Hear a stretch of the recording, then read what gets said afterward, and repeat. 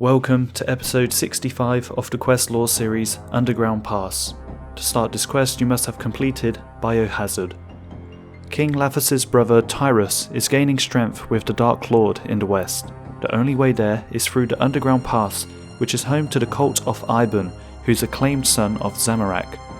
Koftik meets you and is to help you through the cave. He says that people seem to lose themselves to a dark force here. At a camp you find the diary of Randus, a fabled hero who was enticed by the whispers and moans he heard in the cave, promising glory. You rub an oily cloth on an arrow and light it afire, shooting the rope holding a cross bridge. Further down, you rope swing across a pit and come across a falling grid puzzle. Then you open a gate and find a passage with traps which you disarm. An old journal next to the well details how Randus had mages create orbs with light of Saradomin to stave off the darkness. But the voices still enticed Randus. Using a plank you safely avoid the floor traps, grabbing 4 orbs and destroying them in the furnace. Throughout the cave you hear whispers coming from the darkness also. Down the well you see slaves screaming that they can feel creatures eating them from the inside out. Avoiding obstacles you eventually come upon a unicorn in a cage. Grabbing a broken railing, you shift a boulder, smashing the unicorn dead and grab its horn. Even further into the cave, you meet some of the soldiers King Lathas had sent to find safe passage through the cave. They're hospitable to you, but you kill all 3 of them, grabbing their coat of arms. These are dropped alongside the unicorn horn into another well, opening the doors. Koftik now appears to have joined the cult and wants to stay in the caves. He asks you to kill the dwarves downstairs, who have so far resisted Iban. Nyluth says that the only way through the underground pass is the Well of Voyage, which Iban has corrupted, using it to dispose of those who displease him. Back upstairs, jumping across platforms, you find a witch's house.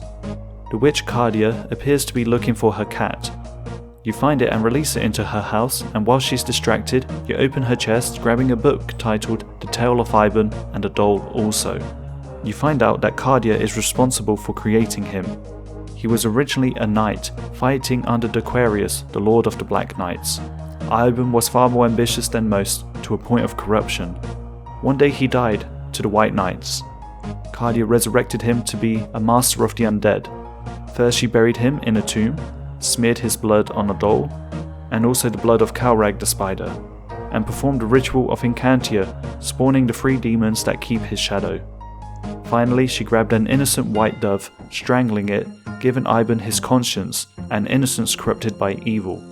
Only the same process that was used to resurrect the soul of Iban could be used to destroy that very same evil. You defeat the 3 demons, grabbing their amulets, using them to open a chest with Iban's shadow, which you pour on the doll. Back near the dwarves, you fill a bucket with some dwarf brew, which is poured on the tomb and lit ablaze, helping you retrieve the ashes of Iban, which you smear on the doll. Kalrag is defeated, and its blood is smeared on the doll also. Lastly, you find a cage of the soulless with the dove, and smear that on the doll too. Grabbing Zamorak robes, you enter the temple and throw his doll into the well, and he is destroyed.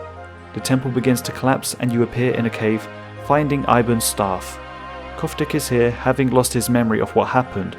You only vaguely remember having a hazy idea of a unicorn, a boulder and some paladins.